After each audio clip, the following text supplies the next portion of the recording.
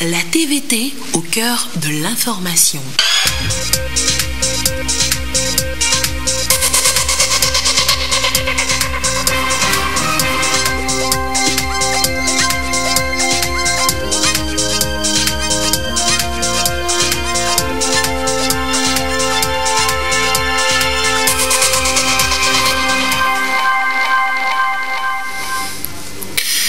Madame, Monsieur, bonsoir. Bienvenue sur la télévision togolaise pour le journal du soir. Voici le sommaire.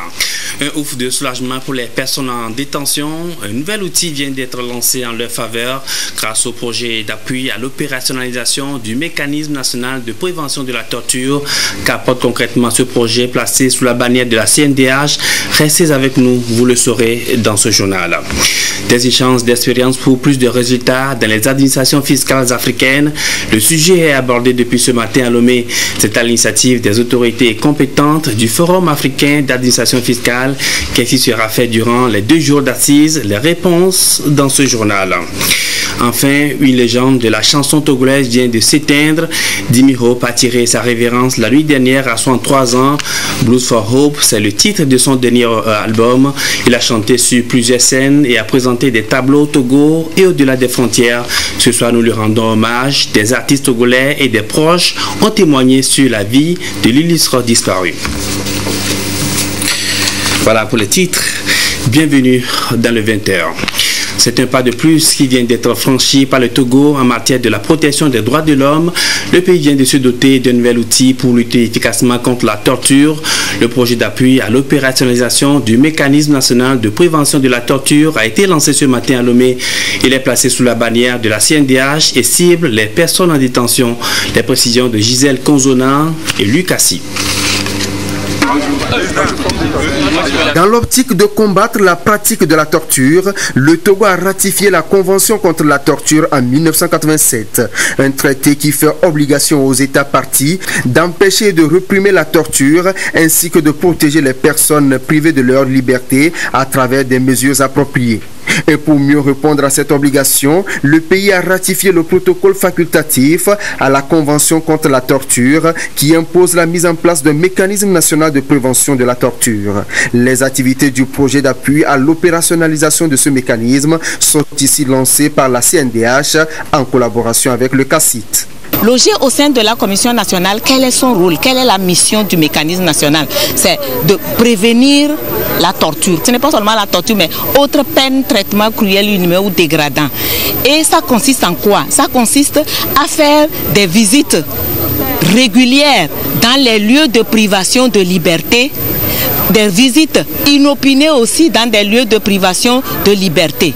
Pourquoi? C'est pour s'assurer de prévenir. Il ne faut pas attendre que la torture soit commise avant de réagir. En faisant ces visites régulières et inopinées, on prévient la torture. Vous allez vous freiner pour que la torture ne survienne pas. C'est ça le mécanisme. Ça nécessite la collaboration de tout un chacun. Ces activités consistent entre autres à l'examination et à la régularisation de la situation des personnes privées de liberté et qui se retrouvent dans les lieux de détention. Ceci afin de renforcer leur protection contre la torture et autres peines ou traitements cruels, inhumains ou dégradants. Une série de formations est prévue pour permettre aux personnes impliquées de s'imprégner du sujet. Dans son fonctionnement au titre du mécanisme national de prévention de la torture, la Commission nationale des droits de l'homme, CNDH, est appelée à collaborer avec d'autres acteurs intervenant dans la lutte contre la torture pour mettre définitivement fin à cette pratique. Ceci pour l'enracinement des droits de l'homme au Togo. Et les questions sur les droits de l'homme sont de plus en plus abordées par les journalistes grâce à leur investigation. Le Conseil national des patrons de presse veut les amener à s'intéresser davantage aux techniques d'investigation en cybercriminalité. Ces professionnels des médias apprennent ces notions depuis ce matin à Palimé et ce pour 3 jours. La démarche devra contribuer à la consolidation de la démocratie, mais de quelle manière? Les réponses avec Firmé Adinaré. Droit à l'investigation et à la diffusion sans entrave de l'information constitue un des fondements du journalisme professionnel. Les journalistes togolais sont à la quête des techniques d'investigation et surtout en matière de cybercriminalité. À Balimé, les professionnels des médias publics et privés se forment sur les techniques et méthodologies de l'investigation. Avant tout, le journaliste doit pouvoir avoir pour socle l'investigation. Un journaliste qui ne sait pas enquêter, qui ne sait pas recouper, je crois que c'est un journaliste avant tout qui ressemble à un opportuniste.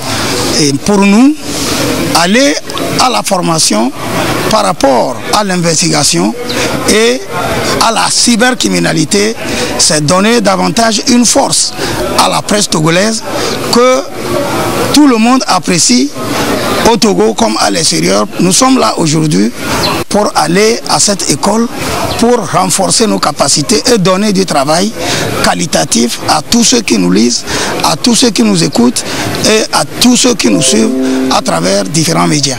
Le ministère de tutelle promet tout son accompagnement à l'initiative pour la professionnalisation de la presse togolaise. Ceci pour qu'elle joue efficacement son rôle dans le développement participatif du Togo. Tout journaliste formé a les bases de l'investigation parce que c'est les mêmes méthodes de travail. Collecter l'information, la traiter et la diffuser. Maintenant, le journaliste d'investigation nécessite des aptitudes complémentaires ou bien supplémentaires que les journalistes en formation vont acquérir. Nous espérons qu'au sortir de cette formation, les journalistes togolais seront bien nantis et bien outillés pour fouiller les informations. Cette formation permettra aux journalistes d'être de véritables professionnels au service de l'information, ayant des aptitudes propres en cohérence avec le métier de journaliste. Et une bonne investigation du journaliste nécessite la maîtrise de certaines techniques en amont, la démarche pour avoir des informations vérifiées et recoupées à servir à la population. Mais question ce soir, comment le journaliste doit-il traiter des informations en contournant le système de la cybercriminalité? La réponse dans ce dossier de Filmer Adinare. D'investigation est exaltant, mais nécessite vigilance, détermination et préparation. Pour y parvenir, le journaliste a besoin de se former en techniques d'investigation nécessaires qui répondent aux évolutions et réalités du moment. Aujourd'hui, avec la floraison des sites web d'information, la multitude de plateformes, de réseaux sociaux, il y a lieu en tout cas pour le journaliste qui veut être crédible, d'être prudent. Prudent comment? En étant plus rigoureux, plus strict dans la vérification des informations. Avec la floraison de plateformes comme Facebook, Twitter, nous, journalistes, nous avons perdu le monopole de la collecte et du traitement de l'information. On est à l'heure du journalisme citoyen. N'importe qui peut filmer et diffuser, enregistrer et diffuser, photographier et diffuser, rédiger un texte et diffuser et toucher un grand public. Donc avec un smartphone, on peut brûler le monde. Donc le journaliste professionnel, là où il peut marquer la différence, c'est la vérification supplémentaire dont ne s'encombre pas le journaliste citoyen. En quoi faisant? En vérifiant non seulement les déclarations officielles, parce que tout ce qui est officiel n'est pas forcément vrai. Là où nous pouvons marquer la différence, nous en tant que journalistes, pour éviter de tomber dans les pièges, c'est cet effort de vérification supplémentaire que requiert aujourd'hui la formation, notre métier plus que jamais. Déjà formé à la collecte et au traitement de l'information, tout journaliste aguerri doit posséder dans ses repères les bases du journalisme d'investigation et surtout les techniques d'investigation qui sont en adéquation avec les nouvelles technologies d'information. On appelle donc à un défi de professionnalisme ou de professionnalisation. Ce défi passe par le fait qu'il faut respecter l'éthique et la déontologie de notre métier. Être journaliste, c'est savoir justement comment traiter l'information, comment faire la collecte de l'information d'abord et comment traiter cette information de manière à ce que cela soit à la portée justement du public. En rapport avec la cybercriminalité et face à la recrudescence des crimes, le journaliste doit avoir des aptitudes fortes en la matière en vue de contribuer à l'accroissement des mérites en matière de démocratie. L'un des sujets d'investigation du journaliste peut porter sur la santé financière du pays. Les autorités compétentes du Forum africain d'administration fiscale évoquent le sujet depuis ce matin à Lomé. Troisième réunion axée sur des échanges d'expériences entre administrations fiscales africaines. Les détails avec Ekwesala. L'échange de renseignements entre les administrations fiscales africaines, un impératif pour la mobilisation efficace des ressources internes.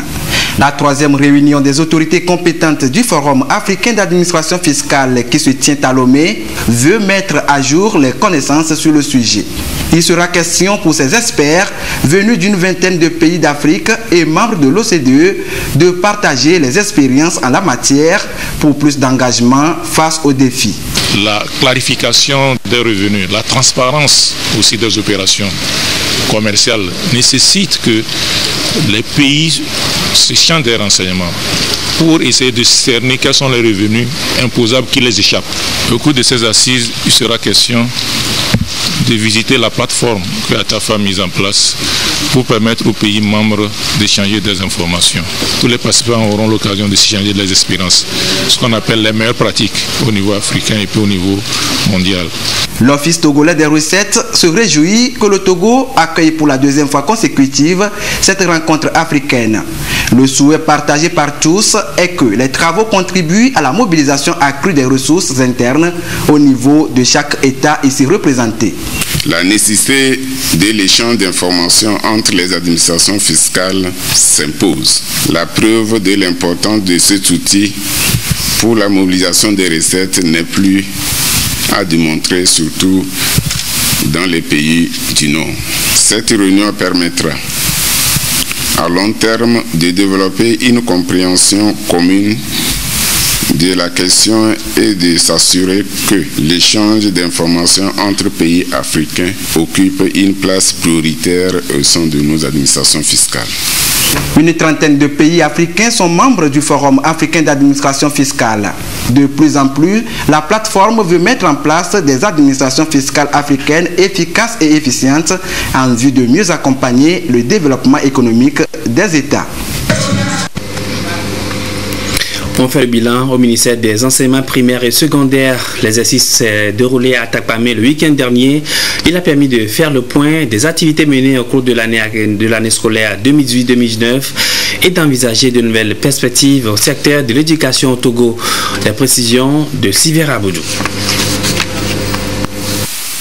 Des acteurs du secteur de l'éducation, notamment des départements, des enseignements primaires et secondaires dans une convergence de vue commune, évaluer le chemin parcouru de l'année scolaire 2018-2019 dans la dynamique de jeter un regard rétrospectif destiné à définir des stratégies pour une meilleure orientation des actions futures. Un rendez-vous pour mesurer les performances, capitaliser les acquis pour relever les difficultés afin de repartir sur de nouvelles bases. Au niveau du primaire comme au secondaire, tout s'est bien passé lors des examens et aujourd'hui nous nous sommes réunis ici pour dresser un bilan assez exhaustif de toutes les activités que nous avons eu à mener dans notre ministère dans le cadre de la mise en œuvre de notre plan sectoriel de l'éducation, qui est notre document de référence aujourd'hui, pour que les difficultés surtout auxquelles les acteurs à leur échelle se sont confrontés puissent être identifiés clairement, que des approches de solutions puissent être trouvées ensemble. Avec les efforts enregistrés pour le compte de l'année académique 2018-2019, tous les acteurs de l'action éducative ont été vivement salués pour leur engagement et leur leadership. Grâce à leur dynamisme, le secteur a connu une année scolaire qui s'est déroulée dans la paix, la quiétude et la sérénité. Et nous souhaitons aussi que, tel que cette année a été apaisée, que les efforts se poursuivent pour que l'année qui va s'ouvrir bientôt, c'est-à-dire l'année scolaire 2019-2020, puisse l'être également pour que nous puissions atteindre nos objectifs.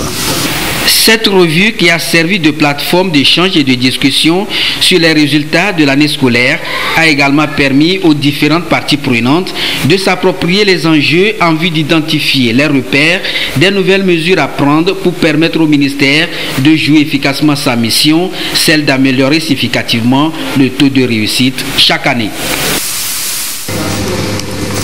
La suite de cette édition, les meilleurs cantons de la région centrale seront bientôt primés par Plan International Togo. Mais en attendant, leur est à l'évaluation et à la revue annuelle des projets exécutés dans ces localités. Que peut-on retenir après un an de mise en œuvre des activités de Plan International de la région? Les réponses avec Derman Songoy.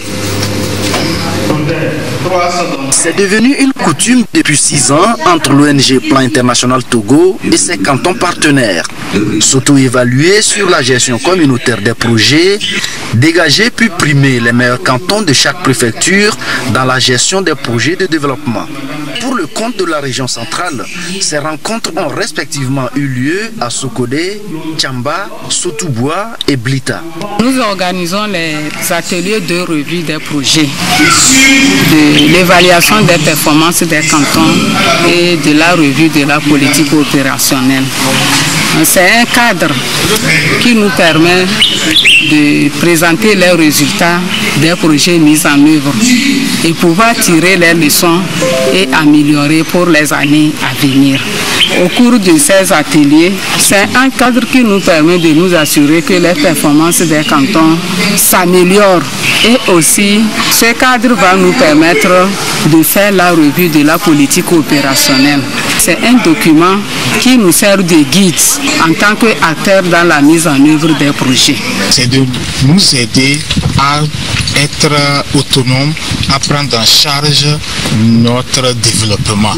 Et la gestion des projets, la gestion des communautés, je pense que aujourd'hui toutes les communautés, toutes les régions couvertes par Plan International Togo sont prêtes avec l'installation bientôt des mairies, des nouvelles communes. Parce que les renforcements des capacités de tous les acteurs communautaires sont bien outillés pour commencer et entamer cette décentralisation avec réussite. Dans ce processus de gestion communautaire des projets, les cantons sont renforcés par les services techniques de l'État, les ONG et associations partenaires et Plan International Togo. Pour la représentante résidant par intérim, l'organisation va mettre plus d'accent cette année et les années à venir sur les questions de la fille et de la femme, et les cantons seront évalués par rapport à leur initiative en faveur du leadership de ces dernières. À l'issue de ces rencontres, 2 meilleurs cantons de chaque préfecture ont été identifiés et les excellents recevront un prix pour la mise en œuvre de leur plan d'action cantonaux. Je vous donne lecture de ces communiqués à présent. La présidente de l'Assemblée nationale informe les honorables députés que la 4e session extraordinaire de l'année s'ouvre le mercredi 7 août 2019 à 9h au siège de l'Assemblée nationale. Le garde des Sceaux, ministre de la Justice, invite les candidats déclarés admis au concours de recrutement des fonctionnaires pour le compte du ministère de la Justice, session du 30 janvier 2019, à se présenter dans la grande salle d'audience de la Cour d'appel de Lomé le mercredi 7 août 2019 à 7h, munis de leur carte nationale d'identité ou du passeport en cours de validité. La moisson n'est plus abondante pour les pêcheurs ces dernières années. Les effets des changements climatiques sapent leurs efforts quotidiens. La situation entraîne parfois la rareté du poisson sur le marché. Mais comment les pêcheurs de la côte togolaise se débrouillent-ils pour contourner le phénomène? Kamen Madiakapo est allé faire le constat ce matin au port de pêche de Lomé. Suivez son reportage. Il sonnait environ 10h30 quand nous sommes arrivés au port de pêche de Lomé. Pendant que certains pêcheurs se préparent à aller sur la mer, d'autres par contre font leur retour avec leur capture. Ce matin, à part quelques petits poissons comme les anchois, la pêche a essentiellement donné des sardinelles. Jeudi, quand on avait allé, on a trouvé beaucoup plus de sardines. Période de la mousson là, on trouve beaucoup de poissons. Poissons comme les gros de papa et sardines, petits. et autres là, on les trouve beaucoup. Mais aujourd'hui là, on n'a pas encore trouvé beaucoup de poissons. Mais demain, on va se voir comment ça va se passer. Habituellement, la période de mousson, marquée par une grande fraîcheur et des vents forts, constitue la meilleure saison pour la pêche. Mais ces dernières années, les choses vont autrement. Kodjo Govon pratique cette activité depuis plus de 30 ans déjà. Il nous explique pourquoi ce revirement de situation. La pauvre gamin au denala. Et mon ça au denala. Moi vivre ya va y avait les comme il va le clotoir doit beler le mal non toi anti on avait l'avion va aller nanyo. À l'époque, en période de mousson, il y a abondance de poissons. Mais à présent, nous constatons qu'il n'y a plus de poissons. Tout ceci pour manque d'entretien tout au long de la côte. Sans doré le mine dans les tomes, on va vivre on va les clodons les tomes. Et n'avait on va les ou toi quoi. Et n'avait la vigne va les nociamo. Juste à côté de ces centaines de pirogues, le marché aux poissons où exercent au quotidien des centaines de femmes. Elles viennent au port de pêche acheter ces produits qu'elles fument ou vendent frais aux consommateurs. Mais de plus en plus, les menaces climatiques influent sur leur commerce. Ça arrive des fois qu'on trouve beaucoup, mais aujourd'hui, ce que j'ai voulu acheter, je n'ai pas pu trouver ça. Avant, lorsque j'ai commencé, je trouve un peu, ça m'améliore un peu, mais maintenant, non. Il n'y a pas de choses comme ça, on ne trouve pas, on ne gagne pas, et puis c'est des têtes parfois. Normalement, ces temps-ci, on trouve un peu de poissons, mais cette période-ci, vraiment, ça ne va pas. On lance un appel au gouvernement de nous aider pour pouvoir promouvoir la pisciculture. Au Togo, des actions ne manquent pas pour endiguer ou du moins limiter le phénomène. Des actions qui nécessitent donc d'être renforcées. Les pèlerins togolais sont de retour à Lomé dimanche dernier, après quelques jours passés en Israël. C'est une initiative de la Maison d'Israël. Sa vision, amener les Togolais à découvrir la Terre Sainte, Israël, et raffermir leur foi en Christ. Sandra Ziagbe. 2 semaines durant, ils ont marché dans les pas de Jésus le Nazaréen. Les pèlerins togolais, après leur séjour en terre israélienne, de retour au Bercail. Ils sont ici accueillis par leurs proches et amis. Une initiative de Maison d'Israël Sarl pour faire revivre les récits de la Sainte Bible aux chrétiens et surtout raffermir leur foi. Nous sommes allés à Pasteur Noster, c'est-à-dire que le lieu où Jésus a enseigné à ses disciples la prière Notre Père. Et lorsque nous sommes rendus là-bas, on a vu que Notre Père est dans plusieurs langues, y compris également la langue Mina, ce qui nous a étonnés. Et on est allé à l'endroit où Jésus a été baptisé. Et puis c'est le même endroit où les Hébreux ont traversé le Jourdain. Et il y a beaucoup de sites que nous avons visités. Donc je voudrais dire que le menu était enrichissant. Si ce pèlerinage a permis à certains d'apprendre davantage et de découvrir la magnificence de Dieu, pour d'autres, c'est un voyage de miracles et de guérison. Je souffrais des maux de hanche. Arrivé à l'aéroport ici, je commençais pas à sentir les maux de hanche, mais quand j'ai foulé le sol, je n'ai plus senti les maux. Actuellement, je ne sens plus les maux de rein. Donc pour moi, ce voyage, c'est un voyage de miracle. Allez voir réellement ce que nous lisons dans la Bible, ce que nous enseignons chaque jour, et que nous ne voyons pas, et que nous ne connaissons pas, et qu'aujourd'hui, nous vivons la réalité, nous avons été vraiment touchés, impactés et bénis. L'initiative est à sa 9e édition. Une opportunité offerte à tous les chrétiens pour revivre les préceptes bibliques dans leur réalité. Mais selon les musulmans, Abraham a voulu sacrifier. La suite de ce journal avec ses communiqués. D'abord, ce communiqué du HCROUN dans le cadre de sa mission, le Haut Commissariat à la réconciliation et au renforcement de l'unité nationale. HCROUN poursuit la mise en œuvre du volet indemnisation du programme de réparation élaboré par la Commission Vérité, Justice et Réconciliation CVJR. Les opérations d'indemnisation se déroulent toujours dans le calme et la sécurité avec la participation massive des victimes auxquelles l'institution renouvelle sa très bonne appréciation. Mais alors que tous les acteurs s'investissent pour un heureux aboutissement du processus, il a été malheureusement donné de constater que certains responsables et agents des préfectures et des tribunaux délivrent sur la base de fausses informations des documents à des victimes moyennant paiement d'un pourcentage variant entre 5 et 10% du montant de l'indemnité. Grâce à la vigilance des équipes du HCROUN sur le terrain et à la coopération de certaines victimes et des agents de sécurité, ces fraudes et leurs auteurs sont démasqués. Le HCROUN informe que désormais ces stratagèmes délictueux seront portés à la connaissance du public et leurs auteurs répondront de leurs actes devant la justice.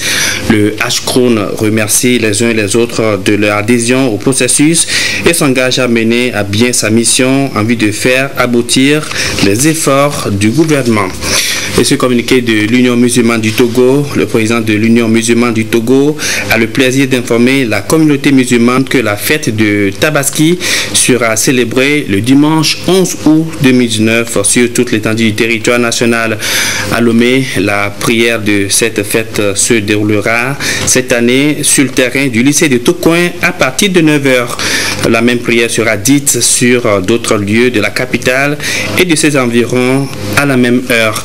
Quant à l'intérieur du pays, la dite prière se déroulera aux lieux habituels et à la même heure. La mode 100% africaine, vous pouvez la retrouver au festival Mélomode. L'acte 4 de l'événement, c'était samedi au Grand Reste de Lomé. Plus de 20 créateurs africains étaient sur scène. Au-delà de la mode, il y avait aussi sur scène des icônes de la musique togolaise et africaine. Doudou Haré pour le récit.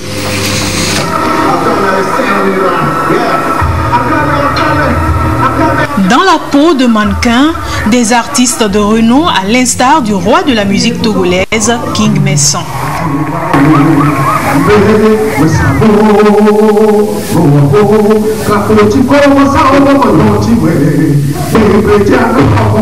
Amoron, Lord Carlos et plein d'autres encore étaient sur la scène de Mélomode, un rendez-vous des fanatiques de la mode et de la musique. Des modèles extraordinaires et des tenues haut de gamme ressortent l'authenticité et l'originalité du continent africain, le tout sur des sonorités du continent.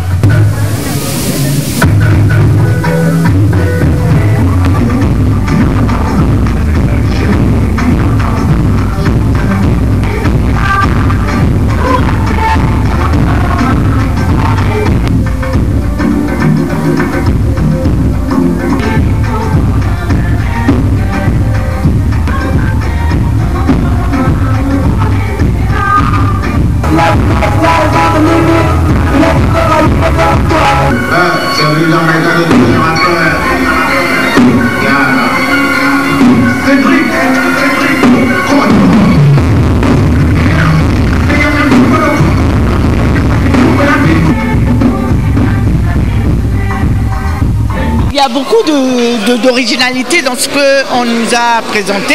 Pour moi, ça a été une surprise. La mode au Togo commence à évoluer de façon très positive. Le festival Mélomode a donc tenu toutes ses promesses avec des collections spectaculaires comme effet secondaire, la collection du promoteur qui met en valeur la femme en état de grossesse.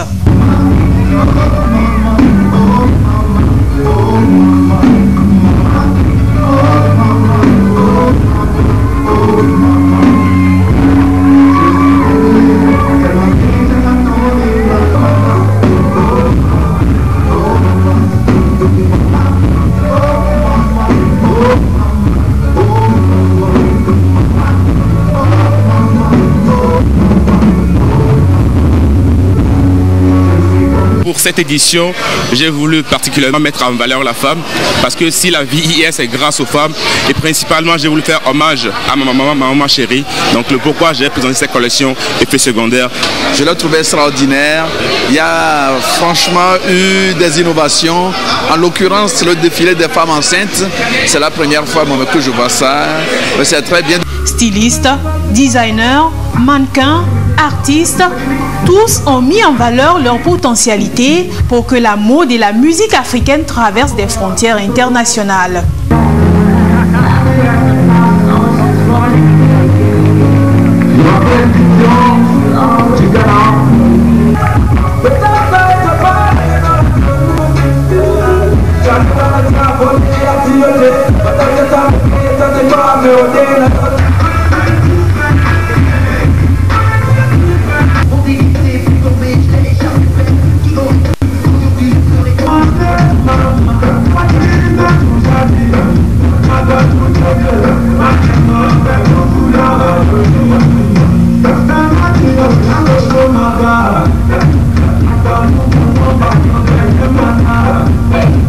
Je pense que ça donne encore envie de continuer à porter les habits de chez nous.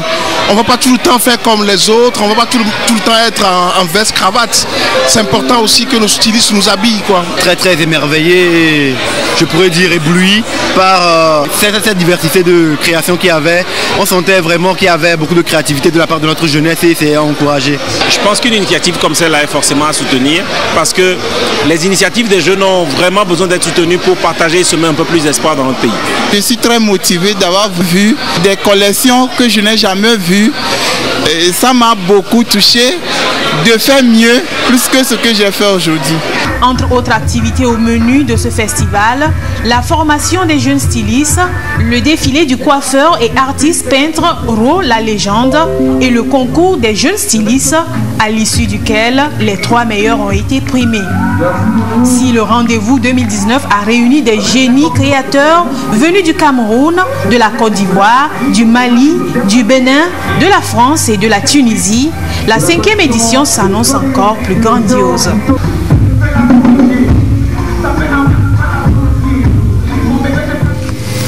Je lançais un titre, c'était un immense artiste, peintre et musicien, l'un des plus grands noms de la chanson togolaise connu dans le monde entier, auteur de plus de 12 albums, 200 tableaux durant sa carrière.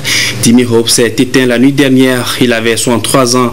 Il est considéré par un grand nombre de personnes comme le roi du rock'n'roll de l'Afrique contemporaine.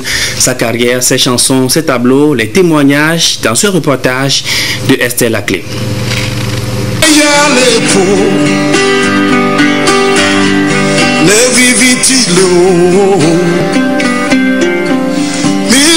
L'étoile s'est à jamais éteinte. Plus jamais, la star n'illuminera le cœur de ses fans. Plus jamais, sa voix puissante et rock ne résonnera en live. Plus jamais, Dimi Hope ne sera sur scène. À jamais, il est parti.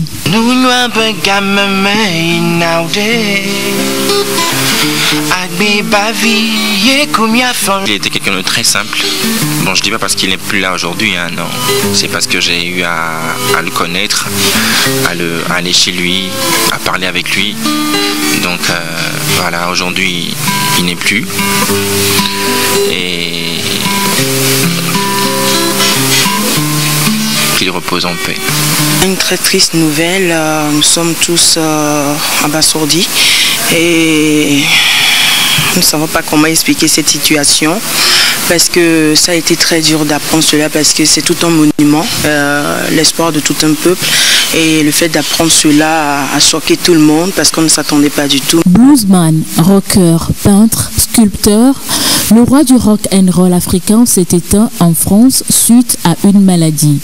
Ceux qui l'ont connu parlent d'un artiste pluridimensionnel qui jusqu'ici n'a rien perdu de son identité.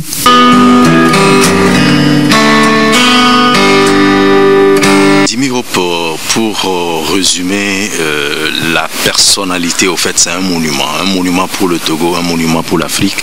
J'ai eu donc cette chance de travailler avec lui et par rapport à son orchestre à l'époque et également par rapport à mes émissions à la radio et également à mes émissions sur la télévision togolaise. Aujourd'hui, j'ai eu une nouvelle qui m'a vraiment attristé. Le départ de ce monsieur, ça m'a laissé vraiment dans la peine. En tant qu'artiste, c'est quand même... ça nous a rendu... je suis tellement peiné, puisque toute la journée, dans mon atelier, je voulais travailler, mais nous sommes très tristes. On le dit fou, nous solidaires. Lui revendique plutôt et simplement sa différence. La folie créatrice a fait de cet artiste un monument qui vient de s'effondrer. L'un de ses derniers chefs-d'œuvre, les fresques du chemin de la paix, en dit long sur le talent de l'artiste. Il est l'un des pionniers du projet Chemin de la paix. Moi, je mets beaucoup l'accent sur la femme. Parce que la femme, c'est la base de la nation. Vous savez, une maison sans femme, ce que c'est. Donc, moi, dans ma peinture, j'essaie d'apporter cette gaieté et cette vision de la paix aux gens. Possédé par son art, l'homme était débordant de créativité. Scintillant telle une étoile, toujours sur la cordelette avec une guitare à la sensibilité rare. La peinture, c'est ma façon de respirer, de vivre et de dire ce que je ressens aux autres. C'est mes palpitations et c'est des photographies de mes émotions intérieures et de toute ma raison de vivre. L'artiste est passé de vie à trépas dans la nuit du 4 au 5 août dernier en France, où il est hospitalisé depuis plusieurs mois. Il a créé en vide une vive émotion et une douleur intense dans le cœur des Togolais. Quand je prends sa chanson,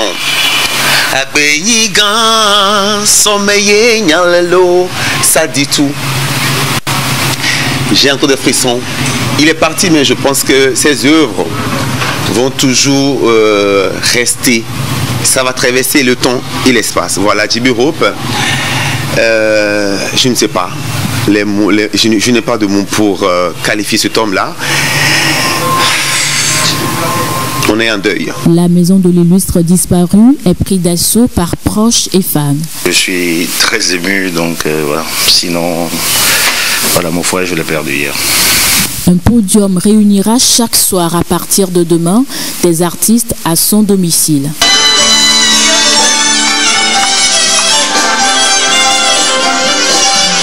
Un tour dans son univers artistique dévoile plus de 200 tableaux, une quinzaine d'albums en plus de 40 ans de carrière. Un riche testament pour l'Afrique. La plupart de ces tubes parlent d'espoir. Espoir tant qu'on a la grâce de vivre.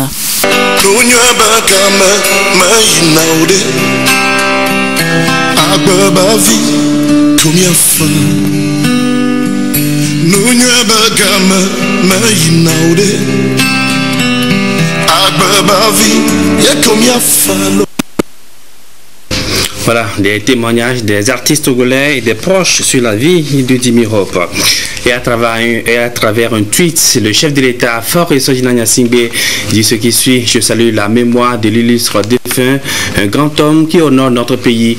Jimmy Hope était un ami, un artiste contemporain accompli qui rend le peuple togolais fier de sa culture. C'était donc le tweet du président de la République juste après l'annonce du décès de Jimmy Hope ce matin. Ce communiqué une fois de l'Assemblée nationale, le président de l'Assemblée nationale informe les honorables députés que la 4e session extraordinaire de l'année s'ouvre le mercredi 7 août 2019 à 9h au siège de l'Assemblée nationale.